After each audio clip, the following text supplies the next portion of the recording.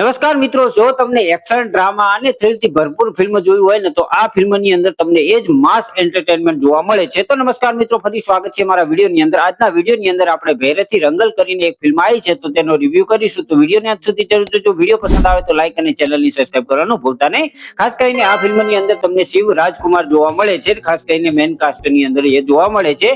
એની સિવાય આપણને રાહુલ બોઝ જે પરાંદે સ્ટીલ છે એના કેરેક્ટરની અંદર જોવા મળે છે. ખાસ કરીને આ છે ને 2017 માં આવેલી મુક્તિ ફિલ્મની પ્રિક્વલ ગણવામાં આવી રહી છે. હા, એની જેટલી મજબૂત નથી પણ જોવાલાયક તો જરૂર છે આની અંદર. કારણ કે આની અંદર જે સ્ટોરી લાઈન એવી હોય છે કે રોનાપુર નામનું ગામનું નામ હોય છે જ્યાં યુવાન ભૈરથી રંગલ પાણીની સમસ્યા માટે છે ને આખું પોલીસ સ્ટેશન ઉડાડી દે છે. હા, પોલીસ સ્ટેશન જબરજસ્ત જોવાની મજા આવે એવું છે.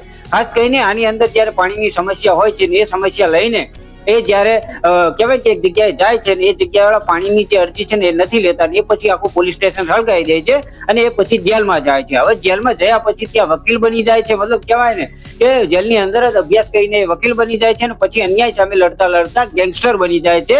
અને એની સામે જે રાહુલ બોઝ કરીને જે એક્ટર છે એ પરાંદેના રોલની અંદર જોવા મળે છે. આ બંને વચ્ચે તકરાર થાય છે ને પછી જે થ્રિલ અને જે એક્શન અને ડ્રામા અને જે માસ એન્ટરટેનમેન્ટ શરૂ થાય છે ને એ જ તમારે આ ફિલ્મની અંદર જોવાનું છે. એન્ડમાં શું થાય છે એ પણ તમારે એની અંદર જ જોવાનું છે. આ ફિલ્મની અંદર તમને પોઝિટિવ પોઈન્ટની વાત કરું ને તો શિવ રાજકુમારનું જે પરફોર્મન્સ છે ગજબનું છે. મતલબ કહેવાય કે આંખોમાં જુસ્સો, તાકાત અને માસ એન્ટ્રી વાળી આ ફિલ્મ છે જેની અંદર કહેવાય કે જોરદાર પડાપડી પડે ને એ ટાઈપની ફિલ્મ જોવા મળે છે. સાથે સાથે આની અંદર થોડા બ્રુટલ સીન પણ જોવા મળે છે. મતલબ હાથ કાપી નાખવા, મુંડી કાપી નાખવી એ બધું તમને જોવા મળે છે આની અંદર. આની અંદર જે એક્શન છે, જે થ્રિલ છે અને જે સસ્પેન્સ, મતલબ સસ્પેન્સ તો નથી પણ જે ટાઈપનું જે એરિયા બનાવ્યો છે જોરદાર ક્રિએટ કરેલો છે એ તમને શરૂઆતથી એન્ડ સુધી જોડીને રાખે છે. આની અંદર બહુ બધા પોઝિટિવ પોઈન્ટ છે.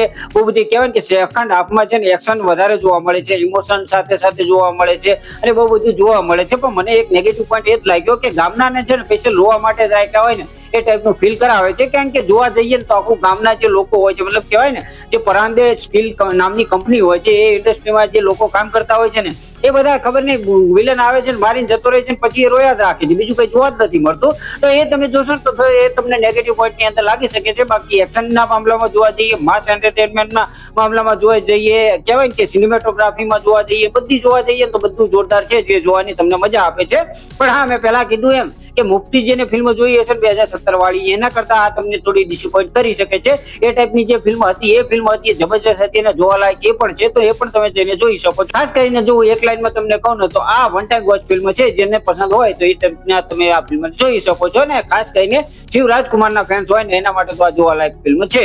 બાકી ઓલ ઓવર જોવા જઈએ તો ફિલ્મનું બધું જ છે ને જોવાલાયક એક વખત છે. બાકી તમે જોયું છે તમને કેવું લાગ્યું એ કમેન્ટની અંદર કહેતા જજો.